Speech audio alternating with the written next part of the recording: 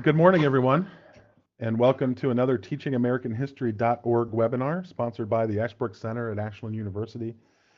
TAH.org is the leading online resource for document-based study of American history, government, and civics for teachers, students, and citizens. My name is Chris Burkett, Associate Professor of Political Science and co-chair of the Master of Arts in American History and Government program here at Ashland University. This will be our final Saturday webinar in this year's series, which has been on the theme of presidents and their times. So if you happen to be joining us for our very last webinar, the point of these is to pull together some thoughtful, interesting scholars and just have a conversation about 10, this year in particular, 10 American presidents. And we encourage all of you to join us in that conversation by submitting questions via the chat box, and we will try to get as many of those questions as possible. And in the next week, you will receive an email with a link to request, excuse me, a certificate of participation. As always, we'd like to start our conversations by drawing from speeches, letters, and writings, original documents. And our panelists today have recommended some really interesting documents, all of which are available at the Ashbrook Center's extensive document database, which is also available at tah.org. The subject of today's webinar is Ronald Reagan, the Great Communicator. And to help us discuss this, we've invited Stephen Hayward and Gregory Schneider. Steve Hayward is the Thomas and Mabel Guy Professor of American History and Government at Ashland University. He's the author of a 2-volume biography of Ronald Reagan, as well as biographies on President Jimmy Carter and British Prime Minister Winston Churchill. And Steve has taught several courses in our MAG program, our master's program, including American Political Economy and American Statesman, among others. Greg Schneider is professor of history at Emporia State University. He's published 5 books, including most recently, I believe, Greg, Rock Island Requiem, The Collapse of a Mighty Fine Line, which was published by the University of Kansas, University Press of Kansas in 2013. Greg is also a longtime instructor in our master's program, and he's taught a number of courses, including America Between the World Wars and Westward Expansion. So good morning to you both, and thanks for being here. Good morning. I'm going to start with a broad question, a big question, since the title of our webinar today is The Great Communicator. I know you're both familiar with this, but some people like that description of Reagan, some people don't. There is this tendency to describe Reagan as the great communicator. Some people use that term as almost a kind of pejorative term, in the sense that, well, what made Reagan a great president worth discussing is the fact that he could speak well, and it comes from his acting background, and he was just very persuasive. And but I don't subscribe to that view. But I do think that his ability to communicate well was a big help in his accomplishments and successes as president. So I thought maybe if you both want to start by commenting on that description, the great communicator, and whether this is an apt way to describe Reagan or not. Anybody want to start? And you can take this any direction you want, of course, please. I have a comment about that, Chris, and it comes from Reagan himself in his farewell address, when he refers to the fact that people referred to him as the great communicator, and he humbly says, "I'm not sure if the words I said were the important thing, but what they communicated, the ideas they communicated. I wasn't a great communicator," he says, "but I communicated great things, and they didn't spring full bloom from my brow. They came from the heart of a great nation, from our experience, our wisdom, and our belief in the principles that have guided us for 2 centuries. They called it the Reagan Revolution. Well, I'll accept that, but for me, it always seemed more like the great rediscovery, a rediscovery of our values and our common sense." And I think that's reflected in almost every reading that we put up for this webinar in terms of what Reagan himself discussed, which was very consistent, starting with his 64 speech for Goldwater, Time for Choosing, and going all the way to his farewell address to the American people in 1989. He communicated the virtues of the founding principles of the country. He talked very strongly and clearly about the threat of totalitarianism. I know a lot of his aides didn't want him to give the speech at the Brandenburg Gate, certainly, and there's books about that that have come out.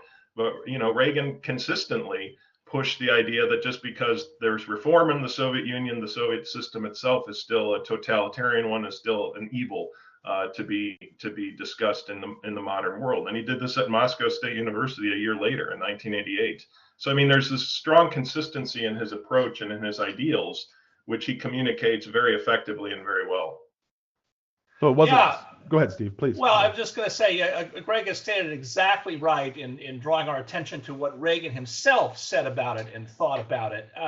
I've thought, as something of a classical political theorist, that Reagan is a great case study in understanding what Aristotle talked about in his treatise on rhetoric, which, is a little hard to read because it's, it's written in a sort of a stiff, translated form from the ancient Greek. But one of the things that Aristotle talks about in his rhetoric is, first of all, it's not just a matter of being, as we'd say today in today's colloquial speech, it's not a matter of being slick and effective and the other things we'd say today. We say an ad agency, the way Mad Men would think about this, right? He said it's important what the substance of it is. In fact, this actually runs through Plato's teaching about rhetoric and the connection between what you say and how it is said. The other thing that Aristotle emphasizes in the rhetoric that applies perfectly to Reagan is one of the things that makes you an effective communicator is establishing trust with the audience. That's not quite the way Aristotle puts it, of course, but that's what he means. And that's a matter of character. So it's not just looking good. I mean, it's obviously true that it helped that Reagan was good looking, had a great voice, had that acting background. But it also helped, as Greg said, that he had something to say. And I'll add the third point that Reagan made was he said, I always thought that if something's worth saying once, it's worth saying over and over again. Partly that's just basic repetition, right? That's marketing 101. It takes a while to get your message across. But in Reagan's case, unlike a lot of politicians who sometimes think, well, I gave a speech on topic X and they don't really say it again, or they only say it in cliches and slogans, he thought that it was worth making the arguments over and over again. And so I think Greg made the same point I was going to make about the consistency and continuity of Reagan. I'll just make one example, then I'll stop. In the Time for Choosing speech, his first really national speech in 1964. First of all, the structure of that speech is interesting to go through, and we can do that for a bit if we want. But in the third or fourth paragraph, he tells the story of the Cuban refugee who said how great it is to have a free country to come to, meaning the United States. And if we lose that, then what have we got? And then in his farewell address, which Greg referenced, he tells the story about the sailors who were picking up a Vietnamese refugee out of the ocean in sometime in the early 1980s. And it's the same story essentially. I mean, the words are different, but it's the same story essentially, because there the refugee gets up on deck of the ship and he says, "Hello, American sailor. Hello, freedom man." Right. So there you see the continuity of Reagan hitting the same themes over and over again. And by the way, this may be part of his acting talent, always seeming sincere and fresh every time he said it. Well, I think I remember in his first inaugural, when he uses the story of the World War I veteran Martin Treptow, that there were quite a few people who pointed out that there was no such person, or he hyperbolized about this veteran in some respect to make the point. But this was Reagan's skill, and I guess he's the first at State of the Union addresses to point out people in the audience and give them time to talk about certain things in terms of what they want to do and accomplish.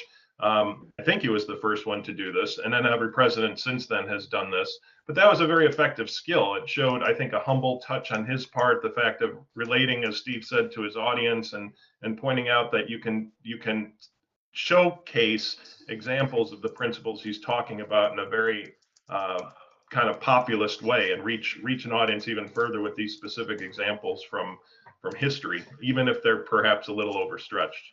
I'll just say, as a matter of historical record, the Martin Treptow thing, what he got in trouble for is that he was a real person, but he wasn't buried in Arlington Cemetery. He was buried in a military cemetery back in Wisconsin. And if you actually look very closely at Reagan's language, he doesn't directly, I mean, the setup, as he says, there's these markers across the river that we can see at Arlington Cemetery. There's American heroes there.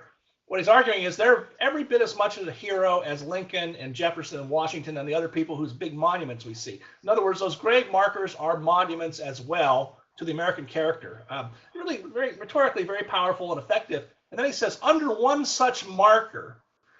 But he didn't say under a marker, under a gravestone there. See, I mean, because his own people knew that the story was that this person was not buried in Arlington, and the press had a field day with it. But I think but it's another example of this continuity. I have done this with students. We didn't add it here, but if you read Reagan's first inaugural address as governor of California and compare it to the first inaugural address as president, it's amazing how much they are the same speech. They have some of the same lines in them, in fact, some of the general themes. But he also ends that speech by talking about the flag that was flying over the Capitol that day. He says it's very small. You may wonder why the flag is so small. Because it's a battle flag that was brought back by a soldier from Vietnam, and he tells the person's name. So it's essentially the same story, and it's, again, a remarkable example of his imagery and his consistency over time. Yeah, that is remarkable, and so as a great communicator, it's not just how he says things, but you've both raised the substance of what he says. And one of the things that always strikes me is how much he worked the principles of the American founding into his speeches, which was really a remarkable thing, if I'm not mistaken, right? I mean, how many presidents before Reagan would have invoked the American founders or the Declaration of Independence? Hadn't that had sort of gone out of vogue, hadn't it? Yeah, I actually did. I'm talking too much. I should let Greg weigh in here on this. I did a word count or something. You can do word searches these days of presidential speeches, and because everything's been digitized going back to before Hoover, I think. And what you found is that with the exception of Gerald Ford, who talked about the bicentennial a little bit in 1976, presidents have almost stopped talking about the Constitution and the Declaration, and Reagan really did bring that back. I'm trying to find the one passage in his first inaugural address. I can't seem to find it quickly, but it's the place where he says, our government now is, I'll paraphrase here, he said, our government is now growing in ways that seem to be beyond the consent of the governed. I mean, that's the phrase right from the Declaration of Independence. Mm-hmm. And nobody had talked that way before, or I have to say no one's talked that way since, unfortunately. I think the only president in the 20th century who employed constitutional discussions as much as Reagan was Calvin Coolidge, who turned out to be one of his heroes. And I know this because I've done 2 Coolidge presidential seminars for Ashland in the past, and it's amazing how many times Coolidge gives speeches directly on principles from the Constitution or the Declaration. But certainly after the New Deal and with the rise of modern liberalism, in a way that you don't. I mean, Roosevelt talked about it, but he talked about it as a living document, the way the progressives saw the Constitution, not as the principles of the Constitution as much. Very interesting. Well, you both we have some 2 very good questions from Billy. I'm not sure which one to lead with because they're both tied to things you've been talking about. I'll start with his second question. Looking at Reagan and his views, would it be accurate to characterize his philosophy as faith, freedom, and founders? And can you give an example to support each in either Reagan programs or speeches, perhaps? Faith, freedom, and founders. Is that comprehensive? Yeah, I think so. That's a pretty good short summary. I mean, Reagan, of course, loved to use the famous phrase from the John Winthrop sermon about America as the city on the hill. And actually, you can find a couple of speeches from Reagan back in the 1950s when he was on the mashed potato circuit, or whatever he called it, where he talked about, I used to like to quote, I forget which pope it was. It was a pope from many decades ago, who said something along the lines of, God has placed the fate of the world into the hands of America. I mean, he really did believe in America as a redeemer nation in certain ways. Although we can separately talk about his prudence in not wanting to be, one of the arguments now is that Reagan was more cautious about military force than more recent presidents, perhaps. That's a long argument you can have. I mean, obviously, freedom and the founders go together. I mean, he's very much an old Madisonian, Jeffersonian liberal, and thinking that the belief that, well, in fact, I think Reagan even said once that as government expands, freedom contracts. Mm-hmm. End of argument. That's his whole philosophy in one sentence, I think. Yeah. He obviously played a lot on the exceptionalist themes, which is the same thing Stephen was saying about the city on a hill theme, which Reagan was often criticized for using, if I'm not wrong. That you can look at this 2 ways, that people look up to you as I think Winthrop meant it, and that you're an embodiment of something special and new in the world. And Reagan, I think, meant that very similarly, that America was an exceptional place, and used that reference in that way throughout his speeches when he employed Winthrop's city on a hill metaphor. The other thing he also he was also a bit of a revolutionary, and he used to quote Tom Paine a lot. We have it in our power to make the world over again. Right. And, in the 80s, when Reagan was going a little, maybe making a little too nice with Gorbachev, and many conservatives were angry at him and referring to him as Gorbachev, or Reagan-choff, I should say. George Will used to say that he's too fond of Tom Paine. So their conservatives were upset with him for being a little too emphatic about this revolutionary radical. But Reagan saw, I think, Paine very clearly as as an idealist who was an exceptionalist as well. That America stood not only for the principles of the founding, but also for a new order in the world. And this is something that he embodied clearly in his speaking. I will add a thought to that, which is Reagan was a very unorthodox conservative. And this is a good example of why. I mean, a guy who would quote Tom Paine, who was a radical, right? Right. Atheist, supposedly. The other way in which you see Reagan was really an unorthodox conservative, it can actually be seen at his gravestone at the Reagan Library where he's buried. And he just has one sentence carved on it, and it goes something like this: "Is I know in my heart that man is good." Well, that's not the Orthodox Christian understanding, right? It's not.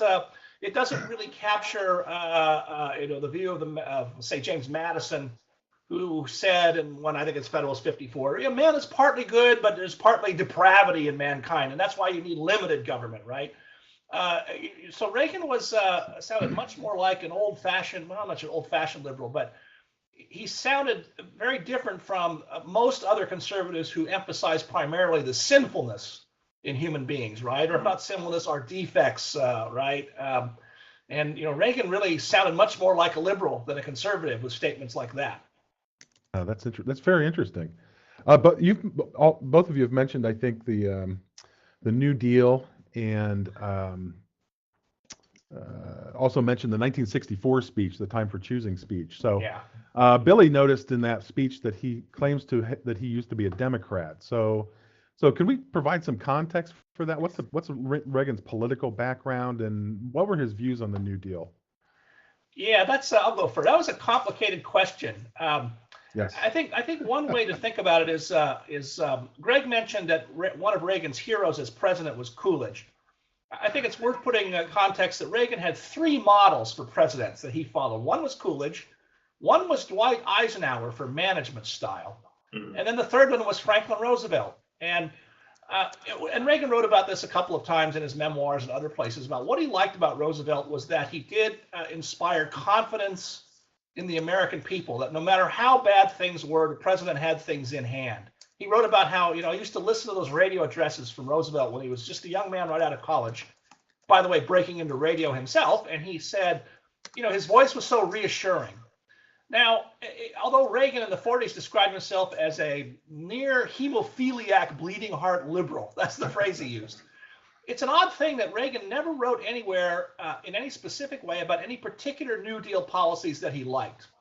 He did say a couple of times that he was grateful that the New Deal helped his father, who, his father was alcoholic, moving from job to job, a downwardly mobile person who struggled in life, right? And he got work through New Deal programs, and Reagan appreciated that. But he never actually talked about any particular New Deal programs he liked, and he usually, you thought about him, was critical of them. Now, there is one other interesting thing to mention. In his diary in 1982, Reagan wrote an entry that's not quite right, really, but I'll throw it out here and we can work with it a bit. He said, "The media and my Democratic opponents say that I'm trying to attack and repeal the New Deal." He says, "That's not true. I voted for Roosevelt 4 times. It's the Great Society that I'm after. That's where all the modern troubles began." And if you actually go down a policy checklist, that's mostly true about what Reagan was trying to change as president. With a couple of, he made a couple of runs at Social Security that ended badly. However, the Time for Choosing speech that we've already referenced and Reagan's other moves to the right, they happened before the Great Society. So what, was he clairvoyant? Did he see the future? I mean, there's a certain way you can say that maybe he did a bit. And I think there is a difference between the Great Society and the New Deal that we can talk about. That's important. But I think a couple of things changed Reagan's mind. Although he was always an anti-communist because he appeared on the platform with Harry Truman in 1948. I think he came to see, especially under Kennedy, that liberalism was increasingly weak or too accommodating to the Soviet Union. That was one of his arguments. The other one was, as he's touring the country for General Electric in the 1950s, he's reading a lot of conservative literature that's persuading him. Things like Hayek's Road to Serfdom, Henry Hazlitt's Economics in One Lesson. And he's also talking to people at these GE factories who are all complaining about government regulation and high taxes and things of that kind. So Reagan changes his mind about domestic policy sometime in the 1950s. Yeah, Lemuel Boulware was an important influence on him at GE, who was, I don't know if he was a PR person for General Electric in the 50s, but he's the one who had a lot to do with Reagan being their spokesperson during the 1950s. And there's a really good book about Reagan's kind of molding of his conservatism during this period. I think it's Richard Evans, if I'm not mistaken. It's Evans is the last name. Yeah. And it's about Reagan and his GE time at General Electric and Boulware's influence on him. But I also think that, there was nowhere else to go for him. Let's say he was a conservative before World War II. The conservative movement was very different than what it became after the Second World War, in which he epitomized. It was isolationist. It was incredibly hostile to Roosevelt. They had no policy solutions to the New Deal. They really had no political a politician to back. Robert Taft never had the charisma of certainly a Ronald Reagan. So in that sense, the emergence of Barry Goldwater, which he's speaking of in A Time for Choosing, excites conservatives in the early 60s. But Goldwater's no Reagan either. I mean, Reagan does a superb job in A Time for Choosing, showcasing what conservatism could be in terms of its ideals if it had a real skillful seller of the ideas itself. Goldwater was not that in many respects, especially during 64, which he didn't really want to run in the first place. But I think that the pre-war conservatism was so antithetical to Reagan's views. I think Midwestern upbringing helps a little bit, but also his optimism that it would have been a negative for him if he would have embraced, let's say, America first and taken a hostile position on the New Deal. And of course, he was in transition. Some people have said that he was the first neoconservative, which I know is not accurate whatsoever. Reagan exemplified, I think, as Steve said, the learning of people he read, and he read widely in conservative thinking. One of the people that had a huge influence on him, he refers to him, I think, twice in the speeches we have signed, was Whittaker Chambers, the former communist who wrote one of the great books of the 20th century, Witness, and especially the first chapter, A Letter to My Children, about the threat of communism. That influenced Reagan tremendously. And Chambers' kind of moral witness, as well as his witness to the evils of totalitarianism, was very influential on him. Yeah. Steve, you mentioned earlier that Reagan, of course, he's an unorthodox conservative, I think was the phrase you were using. So, and Greg, you mentioned the neoconservatives, and in the 1950s and 60s, conservatism as a movement was really it wasn't quite coalescing. What was it about Reagan, though, that made it possible for all these different brands of conservative type thinkers, neoconservatives, libertarians, and others, to unite around Reagan, especially by the 1980s? I think there's two approaches you could take. You can say that there was great continuity in the awakening of conservatism in an intellectual movement, which starts in the 40s and 50s with people like Friedrich von Hayek and with Richard Weaver and Russell Kirk and other figures who are kind of shaping the ideas. William F. Buckley is the great synthesizer of these ideas in the magazine National Review, which first gets published in 1955. And yet it's still an intellectual movement. There's not much political activity. Goldwater emerges as a viable political candidate for the right. And Goldwater talks about his conservative principles, which seem to embody what was called the fusion of these ideas of libertarian or classical liberal thought, traditionalism, and anti-communism, with anti-communism kind of being the glue holding the movement together. But Goldwater's not the best candidate possible for this. And Reagan comes out of the 64 election after A Time for Choosing, seen as a very effective communicator of conservative principles and ideas, and he's drafted to run for governor of California. Well, then Steve's written widely about this in his first volume of The Age of Reagan, about the crack up of liberalism, which plays a huge role, certainly, in the movement of conservatism from just an idea factory to political power. So it's really the late 60s. It's the 70s and think tanks and the emergence of the crisis of inflation and tax cuts and other things which play a role in Reagan's emergence. And then the Carter years, which were the kind of endpoint. You know, it'd be interesting to do a counterfactual. What if Reagan were the Republican nominee in 1976? He might have lost, certainly, because of the post-Watergate. It was still too close to Watergate probably for a Republican to put together a victory that year.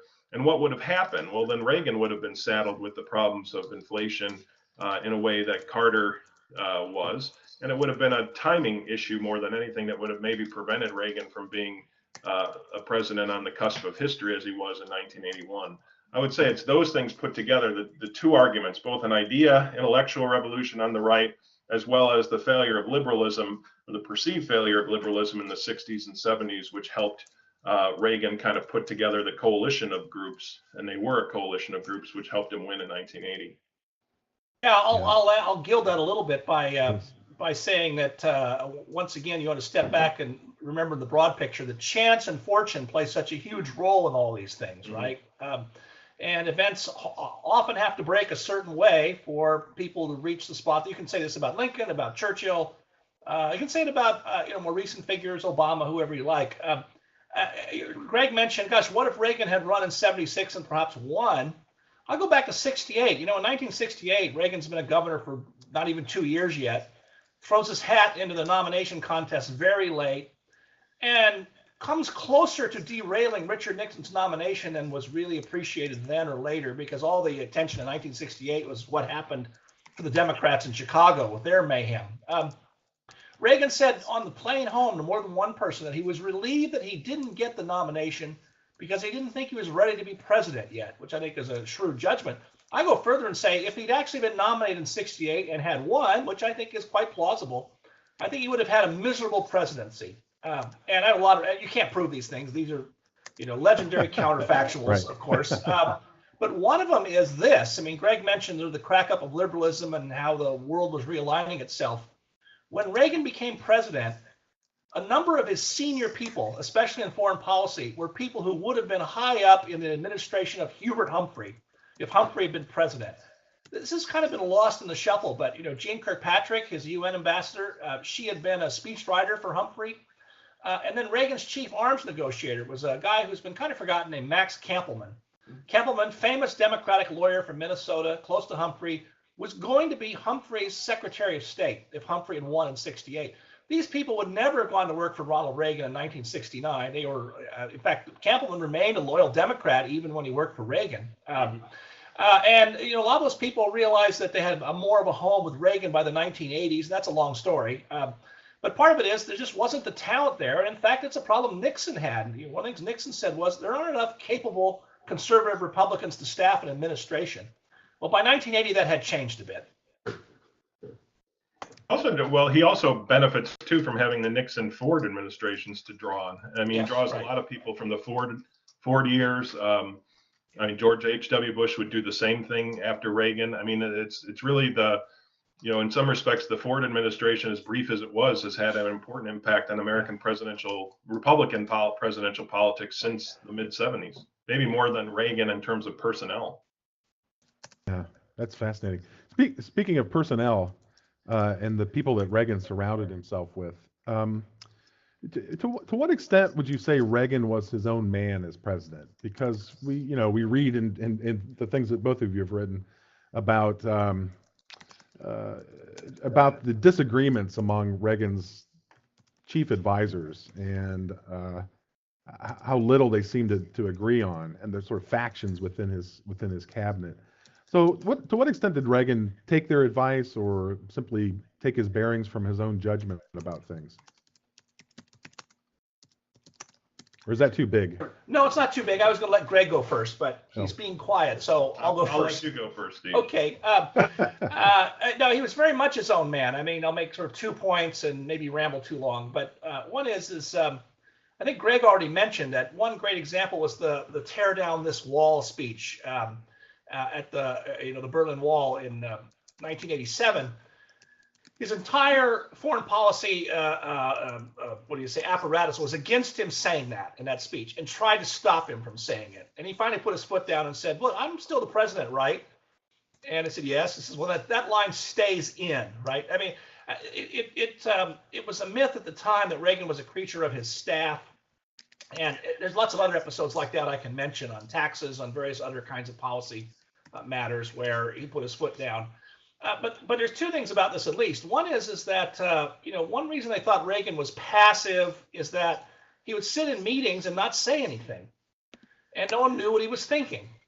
And it turned out, he explained to someone later, one reason I don't speak very often at meetings is because whatever I say, I know will be in the newspaper tomorrow. Again, the tremendous discipline the guy had, right? Yeah. And he would talk in meetings sometimes, and sometimes it would be to slam some bad idea he didn't like or make a joke or whatever. The other thing is, if you are, think about this for a minute. If it's you think it's true that someone is a creature of his staff, and yet, as you mentioned, Chris, his staff was at odds with one another. They had factions.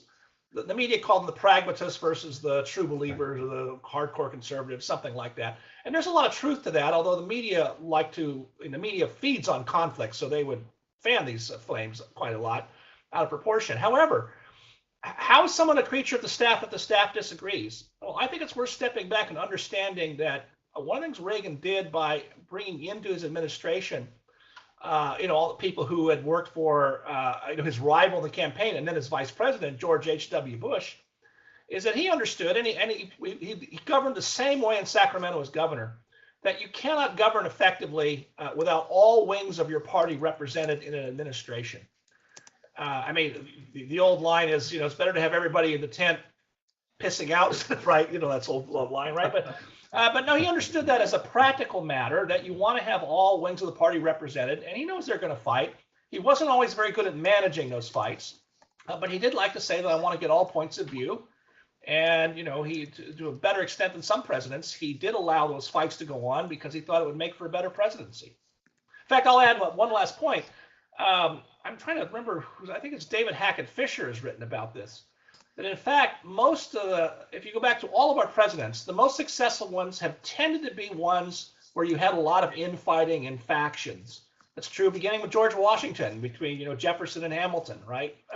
Certainly true of Lincoln, the whole team of rivals theme.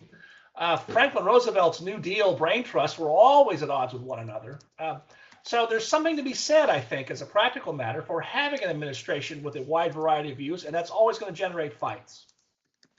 Yeah. I also think on the two central issues that Reagan came into office with, which was restoring economic growth through tax cuts, which was central to his Reagan Revolution, as well as ending détente and building up America's military. Those were both Reagan's goals and ideas. He expresses these in his campaign.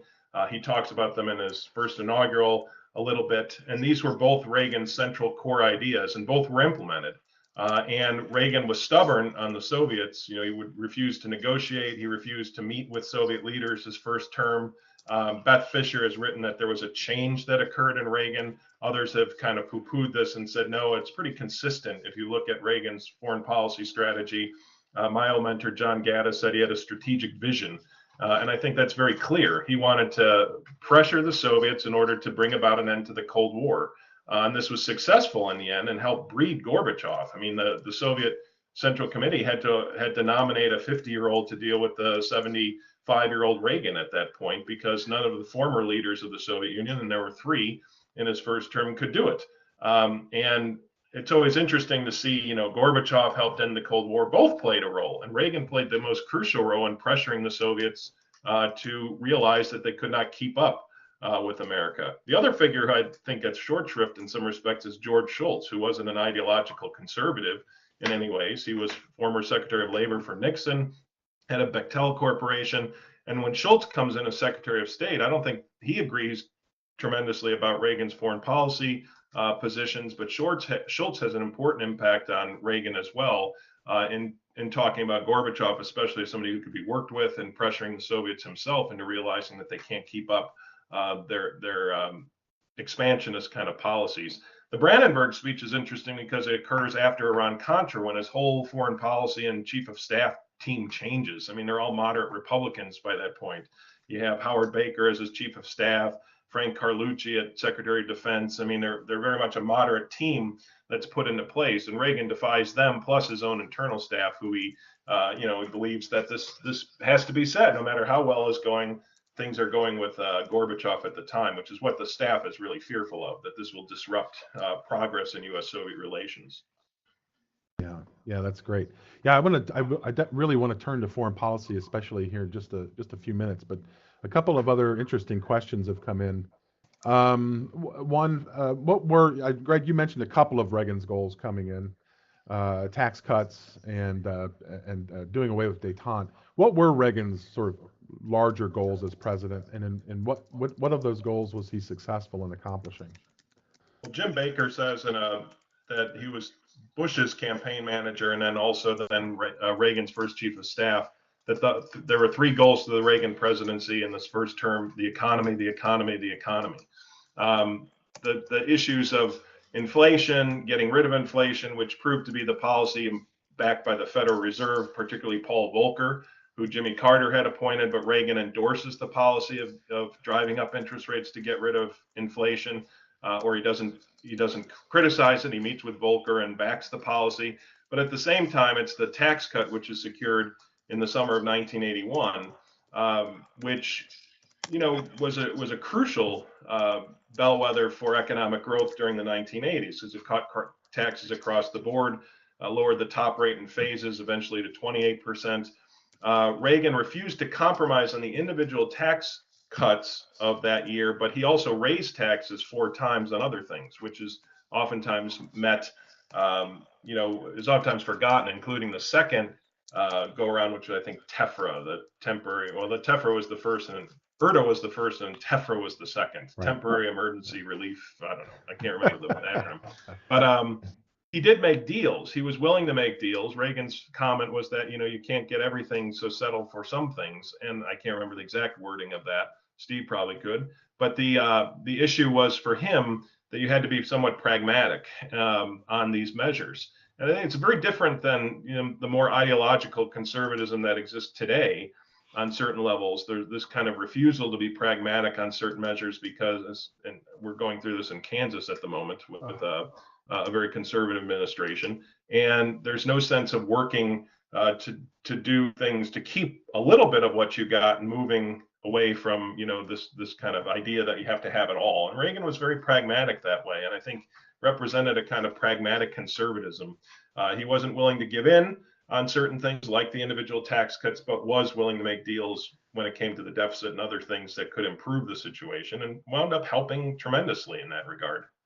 Yeah, it's kind of funny that we have Donald Trump right now talks about being a deal maker, but Reagan was a great deal maker. Yeah. Tip O'Neill, the Democratic speaker who tangled with Reagan over and over again, he said once, "I hate negotiating with Ronald Reagan because he always gets 80% of what he wants." And I can go through and describe some of Reagan's methods, but remember, he'd been a labor negotiator in Hollywood up against some pretty tough studio heads, and so he was good at it. This played out in his arms control negotiations too, which we can talk about in a bit. Reagan's own way of putting it was, if I can get 70 or 75% of what I want today, or even 50%, I'll take it and I'll come back for the rest tomorrow, right? And so Greg put his point on it. Reagan's economic literacy was quite high. I mean, he really had a sophisticated grasp of economics, and I'm not sure anybody matches it today. I'm on the sort of political class, at least. He understood that not all taxes are created equal. And so, it's not just low taxes that make an economy grow. It's what kind of taxes. He got the central thing, which was cutting marginal income tax rates and keeping rates low on investment, capital investment and such. And everything else, excise taxes, this gets off in the weeds in a hurry, the way business depreciation is treated. All the rest of that he was quite willing to bargain on, in part because he understood that you do need to have revenue to run a government. But he held fast on the income because everybody, including people in his own party like Bob Dole, wanted to relent on the income tax cuts. And he said, nope, that's not going to happen. I'll deal with anything else, but that's not happening. That's fascinating. This is a great segue to his negotiations and foreign policy as well. But before we do that, one quick question from Derek, which I think is a great question. which I'm gonna answer, and then I want both of you to add to my answer if you want. Derek wants to know what impact, if any, did the assassination attempt have on Reagan personally and or politically? And I just want to mention quickly that Ed Rollins here, Reagan's chief political advisor, just 2 weeks ago, and Ed told the story that when Reagan came back to the White House, as soon as he came back from the hospital, before he was fully recovered, actually, but he came back, the first things he said was, God didn't put me on this earth to watch 3/4 of humanity be destroyed by nuclear annihilation. And so Ed Rollins' suggestion was that the assassination attempt woke him up. I wouldn't say woke him up, but it made that point even clearer in Reagan's mind as something that had to really be worked towards. So I always thought that was very revealing about what Reagan was really up to in dealing with the Soviet Union and trying to, first of all, do away with détente, as Greg said, but ultimately bring the Cold War closer to an end. So I'll let either of you pick up with that or take it any direction you want if you have anything to add to that. I think if you read Reagan's radio addresses, and there's a good collection of these published about a decade ago or more, that he gave in the 1970s after he left the governorship. He gave syndicated radio addresses. They were very short. He wrote them, usually in longhand, usually in a hotel if he was on the road, and delivered them very, very well. But the radio addresses are amazing for their delineation of the consistency, again, in Reagan's view about communism and about totalitarianism and the great evils involved in it. And it's oppression of people who are victims of communism around the world.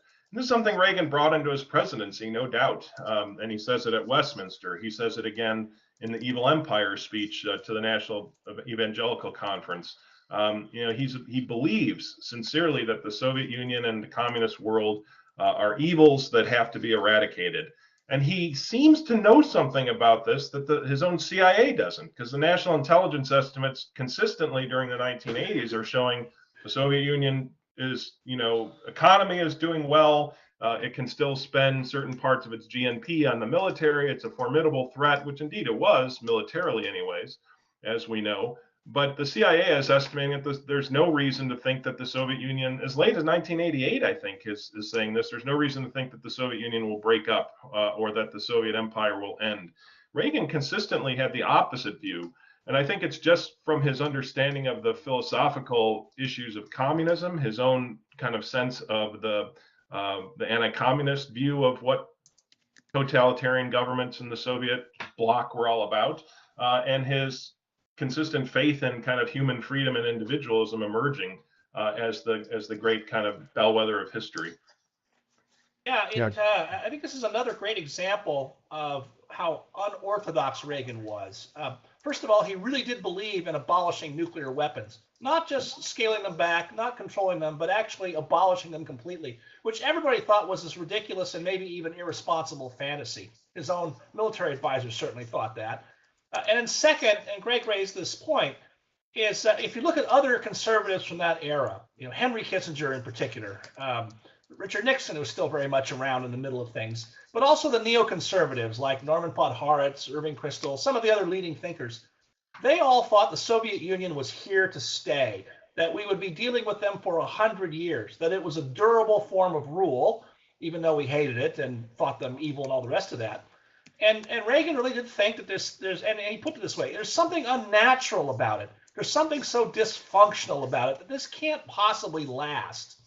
Greg is right that the CIA and the official establishment kept saying, we see nothing here that's a problem.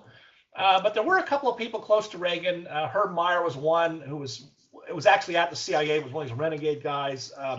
Henry Rowan, one of the economists of the National Security Council. These were people that Reagan was asking them to look for signs of the Soviet Union under stress. That was part of his foreign policy, by the way. One part of it was, let's try and put the Soviet Union under a lot of stress. And so he's very aggressive about it, while at the same time, to get back to the assassination question, I have no idea. This is one of those things where Reagan was such a private and remote person that you can't really know. But I've often wondered if he had, and we know that he was a religious person in certain ways that are hard to figure out. But I've often wondered if he had some kind of serious religious experience through that, right? I mean, almost a mystical one. I tend not to wander off into these speculations, but here I wonder about it. One of the things he does while he's still in the hospital is ask if Cardinal Cook from New York can come visit him. He was the big cardinal for the Catholic Church. Reagan's not a Roman Catholic, but for some reason he wanted to meet a clergyman, and I think he talked to Mike Deaver, and Cardinal Cook comes and sees him. And one of the other things he does during that period, I think it may be while he was in the hospital, but probably after he got back to the White House in a couple of weeks, he writes a long handwritten letter to Leonid Brezhnev, who was the general secretary of the Soviet Union at the time. He was about a year away from dying of decrepitude, like so many Soviet leaders at that time. And this is a very long handwritten letter that's very sentimental, where Reagan says, but Reagan had said things like this before, privately and even in public. Essentially, it says, can't we just sit down like normal human beings and reach some kind of settlement? This is silly for us to be, threatening the destruction of the world. Maybe we're letting our ideologies get in the way. I mean, to read this letter, you might have thought this was written by some soft-headed Hollywood liberal or something, right? Which Reagan never was one of those. And the interesting is that once again, Secretary of State Haig at that time, who Reagan didn't get along with, that's a long story, was adamantly opposed to him sending that letter. And by the way, I have to think that the Soviets, when they got the letter, Reagan finally sent it, said, no, I'm going to send it. I want to send it. You want to send a letter from you, you go ahead. And the State Department wrote this very tough State Department letter. The Soviet Union had to have found Reagan's letter and the other letter very disorienting. And in fact, what they got back from Brezhnev was a typewritten letter, obviously a product of the foreign ministry, that didn't respond to Reagan's olive branch, which was really the first time that Reagan said, why don't we sit down and talk like human beings instead of this silly stuff we're doing now? Yeah, that's also, that's I think the issue coming out of the assassination of his wife's attempt to control his schedule, to protect him, Reagan would stop really appearing, and he wouldn't go to, let's say, public lines anymore, for instance. And the Secret Service was also very protective of him. And his age comes into play. I mean, Edmund Morris, in his terrible biography, Dutch, many years ago, claims that Reagan had blood transfusions that turned him into kind of a zombie-like figure during the rest of his administration. And after the assassination, he was a changed person because of these blood transfusions or blood that he got, which is a very strange argument among other strange arguments in the book. But the point is that there was a kind of move away from a more active. Reagan was very active his first year as president. And I'm not saying he wasn't active again, but there was a much more control atmosphere around him, I think, after the assassination attempt in '81, with a lot of that coming from Nancy, who didn't want him in, public situations which would put him into danger. Yeah, one last observation is Nancy lost 10 pounds in the 2 or 3 weeks after the assassination attempt. And she only weighed 90 pounds to begin with or whatever, right? She said that's a lot of weight for her to lose. And that's just out of her own anxiety. Conversely, Reagan, who really only worked 2-3 hours a day for, I think, till June. I mean, that he really was much more badly injured than the public knew at the time. But he was working out in the White House gym, and he put on 2 inches on his chest from all the weightlifting he was doing, which showed you how he was going to come back from it. Fascinating. How did he get Gorbachev? Once he finally hit Gorbachev is now the contact in the Soviet Union. How did Reagan get Gorbachev to come to the table, or how did he seem to understand what it would take to get Gorbachev to the table so well? How was Reagan able to do that, or what was it about Gorbachev, or what was it about Reagan? How did that relationship develop between them? Well, I'll go first on this, and then Greg can fill in or correct or whatever. First of all, Reagan had said, I'd already given hints of this, Reagan had said, I always thought if I could sit down with a reasonable Soviet leader who understood the dysfunctions of their system and the madness of the arms race, that we could make a breakthrough. But he added, I never thought I would meet such a Soviet leader. And when Gorbachev became general secretary, he wrote in his diary that I'm told by Margaret Thatcher and other people who've met this guy that he's a different kind of Soviet leader. And then he said, I'm too cynical to believe that. So Reagan was skeptical at first. But I think the thing about Gorbachev that is remarkable is that he was a genuine liberal reformer. He was a confused one, I think. He thought the problems of socialism required more socialism, and that was one of the failures of his own reform agenda. But he didn't understand, and he put it this way to his wife the night he was picked: that things can't go on as they are. We have to make some changes. By the way, he says that as they're going for a walk outside because he's fearful his own apartment is bugged by the KGB. I mean, he understood what was wrong with his own country, and he understood that the arms race was madness. I will add this point, that one of the criticisms of Reagan, including by some of his own people, but especially his critics, is that your hardline stance is going to, they sort of thought the Soviet government must be just like the American government with hawks and doves, and you're just going to make it so that we get some hardliner who will make things worse, right? And Gorbachev tended to be the opposite. And some of Reagan's own people, like Bill Clark, said, no, we think the opposite. We think the pressure we're putting on them in all kinds of ways, arms buildup, economic pressure, rhetorical arguments, is going to make it more likely we're going to get a reformer. And it was a close run thing. I forget the rival for Gorbachev in '85 was an old-fashioned, hardcore Soviet guy who never would have budged an inch. Was it Gregory Romanov? That's right. It was Romanov. That's exactly right. Yeah, and it was a close vote. And a little point about Gorbachev. One of the persons who put Gorbachev over the top, I think, was Kosygin, who'd been around forever. Mm-hmm. And then one of the first things Gorbachev does after 2-3 months was put Kosygin out to pasture. So, it shows that Gorbachev had a tough Machiavellian streak to him. Anyway, but the point is that Reagan had wanted to get together, but he wanted to get together in a serious way. He actually wanted to have a summit where they really argued. There's several parts of this. A lot of summits in the past, in fact, all the summits in the past had been kind of pre-cooked. They only talked about an arms agreement. And Reagan said, no, I don't want a pre-cooked summit. I don't want to talk only about arms control. I want to talk about everything. And the Soviets agreed to that after having walked out of arms talks 2 years before. And so for the first time, you had real arguments. I think the phrase that Don Regan, as chief of staff, uses that at times Reagan and Gorbachev argued like two taxi drivers in New York after a fender bender. But Reagan had a sense of when to be tough and when to relent and be a nicer guy. It was just one of his intuitions. And they both came out of that meeting liking each other. I mean, Gorbachev said, I think Reagan's a dinosaur. I think he's a slave to the capitalist class of America, orthodox Marxist understanding of things. But both of them said and told people that I like the guy. I think we can get somewhere. And so the personal relationship, the personal factor, turned out to be maybe the most important thing.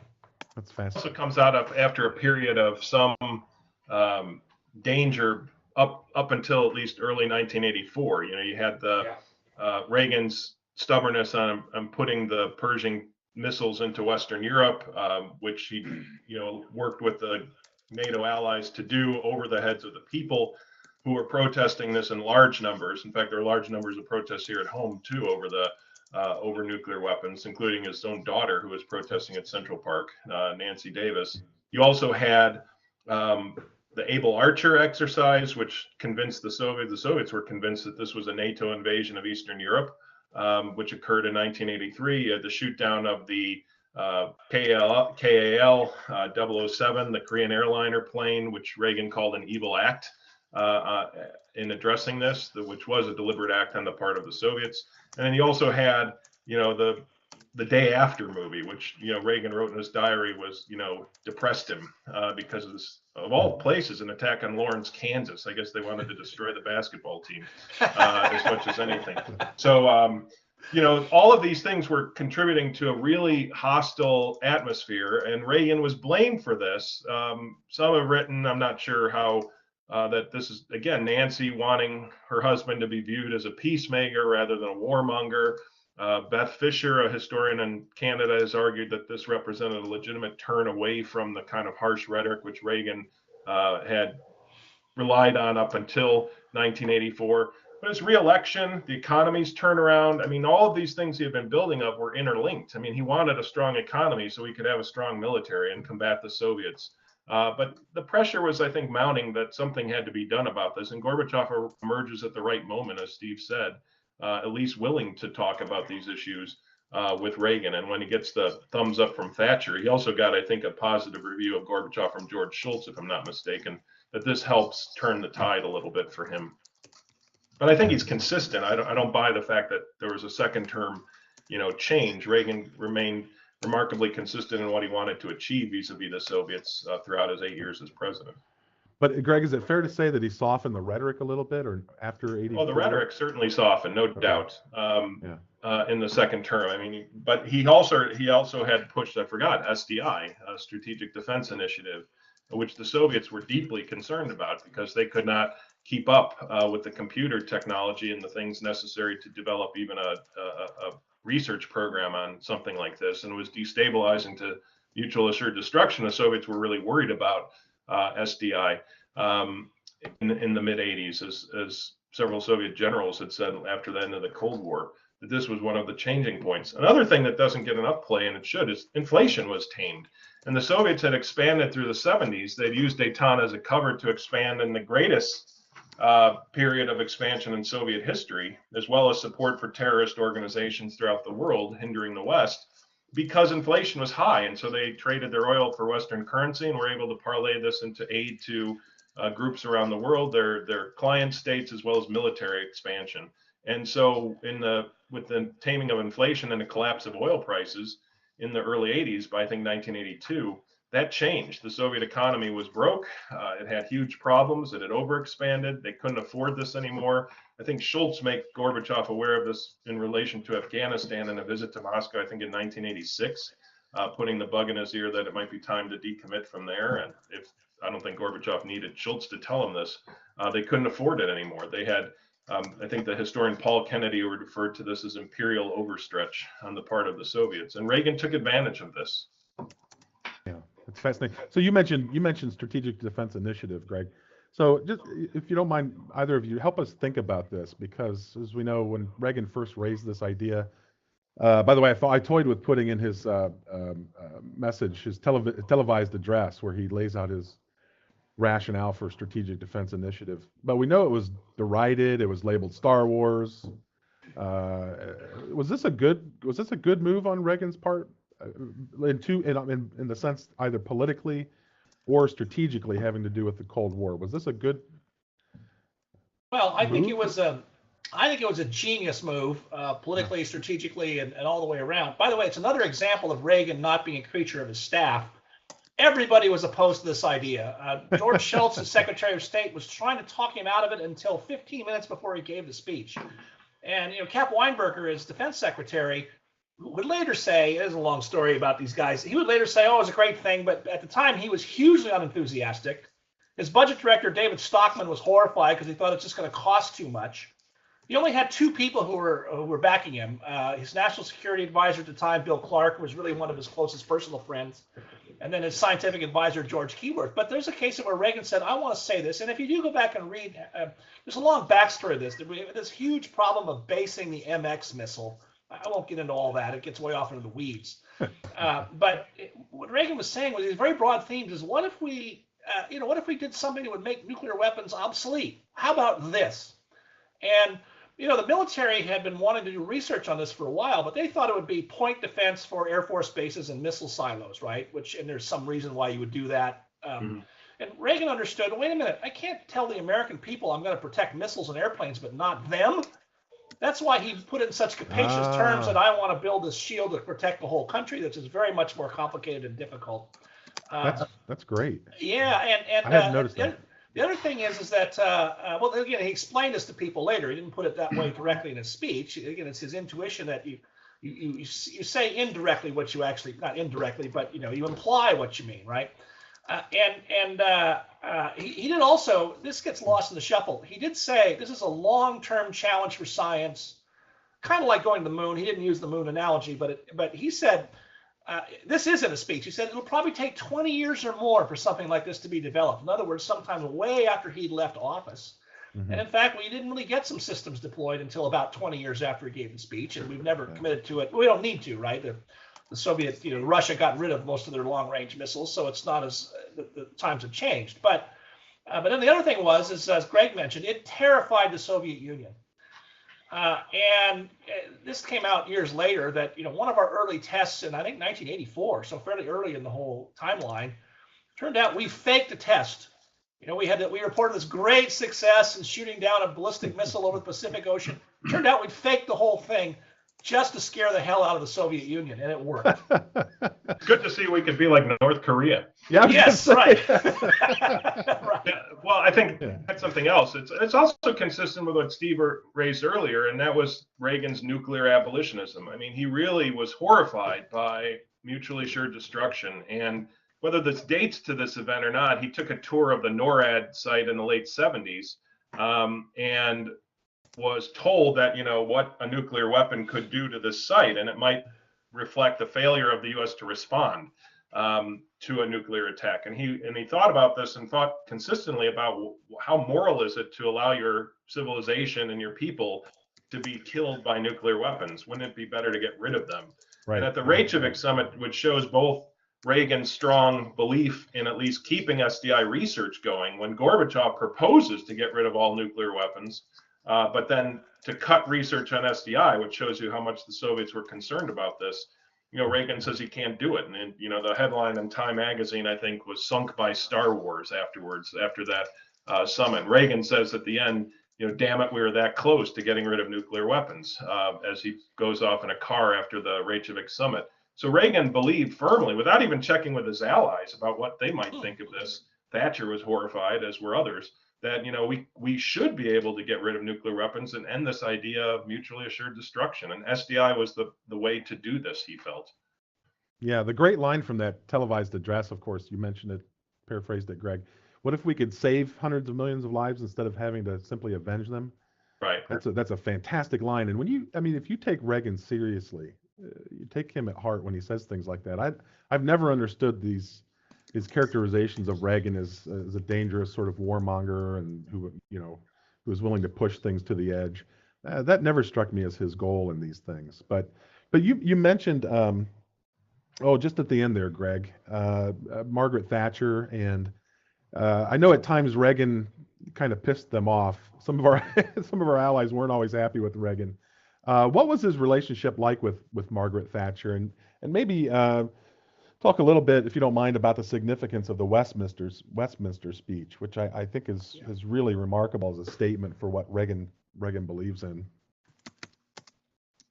Steve could probably answer the Thatcher question more directly than I can, but I think one of Reagan's great successes was revitalizing the Western alliance, and that was one of his goals too.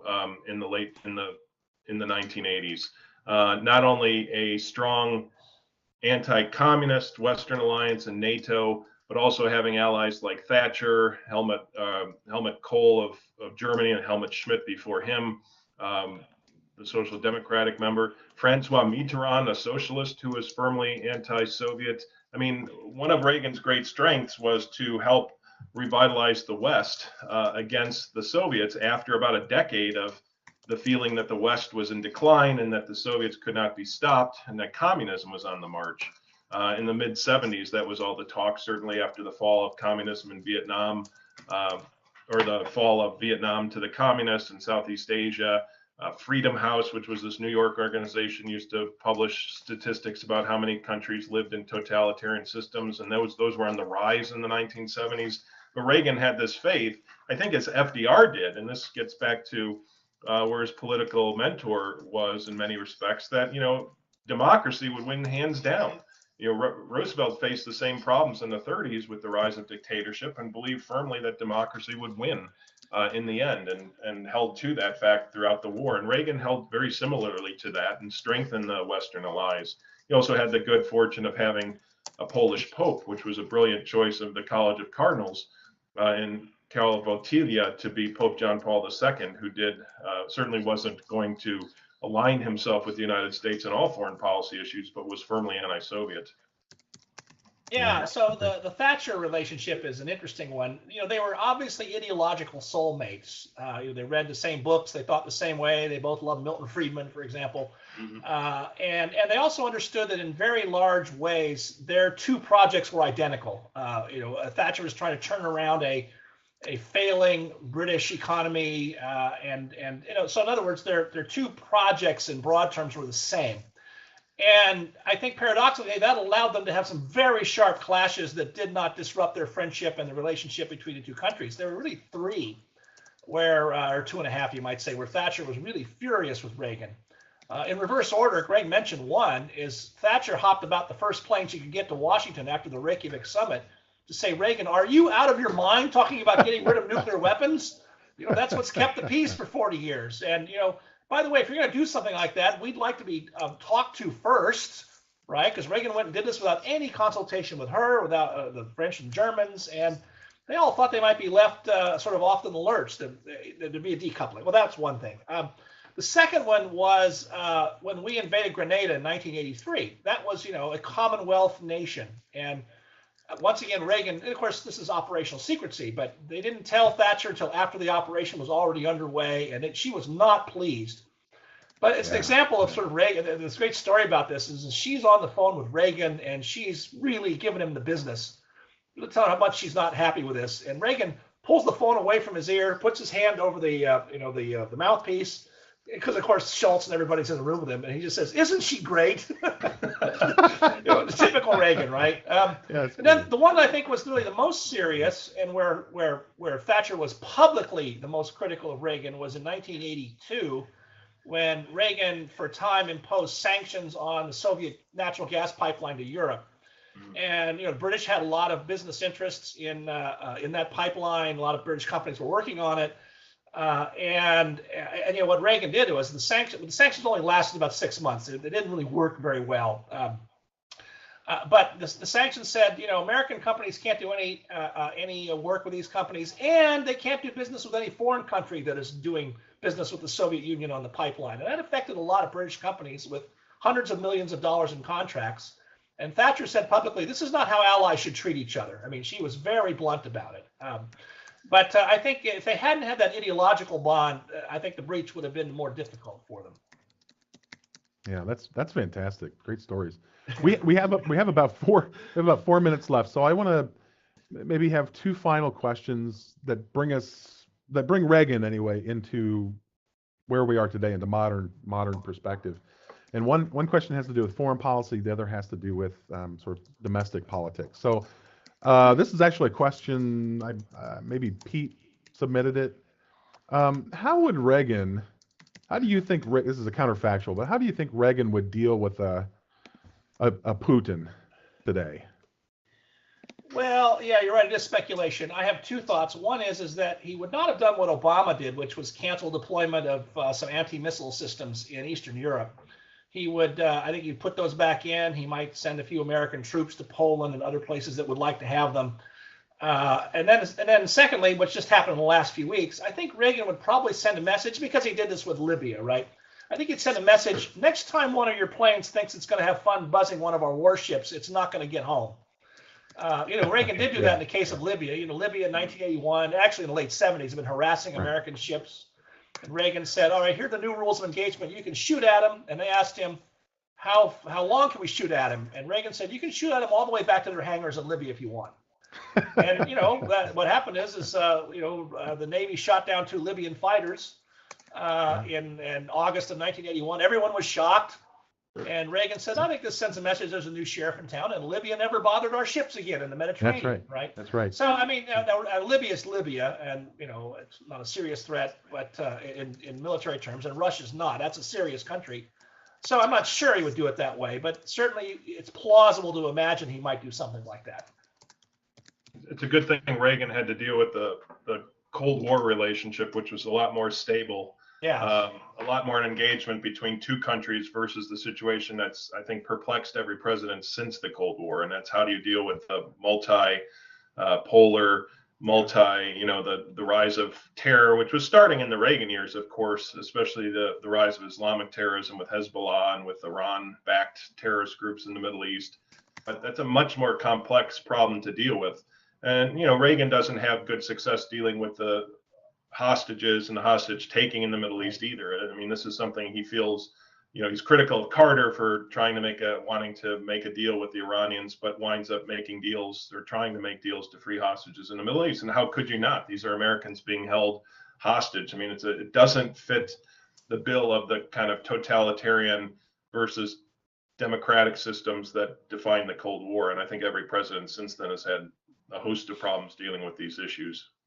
That's a great point. Yeah, the circumstances are so different in Yeah. many ways. Yeah. Okay, very good. One last question, and I hesitate to do this with just a few minutes left, but you both mentioned Trump at the beginning of this. So Donald Trump claimed at one point in the campaign to be a Reagan Republican. True or false? Is he a Republican? Can he rightfully claim to be a Reagan Republican or not? And you have to answer. You can't say I'm not going to. No, I think it's I'm false. just I mean, kidding. he's Okay. right. No, he's. I mean, he's neither Reaganite, both in his Remember, Reagan was a very disciplined guy. I mean, I've made that point in a couple of different ways, and consistent. And Trump is not the most consistent guy as we've seen on the issues, right? And he's not very disciplined in how he communicates, right? Reagan was obviously controversial and took strong stands. But two differences is that Reagan was always criticizing ideas. And maybe he'd say things about the Democratic Party and whatnot, and the liberals. He'd make jokes about liberals, but he would never make personal comments about the people he'd argue with. Or if they were, they would be sort of humorous and lighthearted. I remember, one of my favorites was the time when someone said, "Oh, someone told me about this game called Pac-Man, which is something that goes around and gobbles money. I thought it was Tip O'Neill, right?" So, okay, but so that's a little bit funny. But he would never, it was never as sort of nasty as Trump seems to revel in being, right? Yeah. And then, we've already talked about the consistency and seriousness and depth and careful nature of Reagan's rhetoric. And you see none of that. And Reagan was seriously interested in ideas and had a lot of depth to him, which you didn't always see. And boy, it's hard to make that out with Trump. I think the difficulty for the Republicans is, if Democrats lived for decades in the shadow of FDR, then Republicans today live in the shadow of Reagan. I mean, Reagan was the last great president on the Republican side who defined the era, who was successful in getting us out of the Cold War and restoring the economy. Certainly, nothing's perfect, of course. There's always going to be problems with all of those sorts of things. But, without leaving us the way George W. Bush did with the unsettled economic situation and with the unpopularity of the Iraq War, let's say. In that sense, it's very difficult for Republicans to fill his shoes. Maybe they should stop trying. I think the guy who came closest to saying he was the Reagan conservative in the campaign was not Trump, obviously, but was Ted Cruz. And I didn't see that at all. And Ted Cruz is no pragmatic conservative. So I think the problem for the Republicans is it's time to build a new model based on the new realities they face and not trying to fit the shoes of Reagan anymore. It's the same problem that Democrats faced for decades about FDR. Well, those are both great, insightful ways to think about that. So I appreciate both of those comments on that odd question, I admit. But thanks to both of you for being here today. I've learned a great deal as always, and I'm sure our panel or our participants have learned a great deal as well. So I thank you very, very much for sharing your thoughts and your knowledge with us about Reagan. It's great to talk with you both. Thank you. Okay, bye-bye. Bye-bye. So thanks to you both, and thanks to our participants for submitting some great questions. We got to a lot of them today. Just a quick reminder that you will receive a link or an email with a link for your certificate of participation. And if you've enjoyed our conversation today, check out a MAG course, Master of Arts in American History and Government course. This is how we do things in our courses. We like to start with original documents and have conversations. You can find out more about those courses, again, at tah.org. We will post next year's webinar theme and the readings and dates very soon. So until then, I wish you all the best. Thanks again, and take care.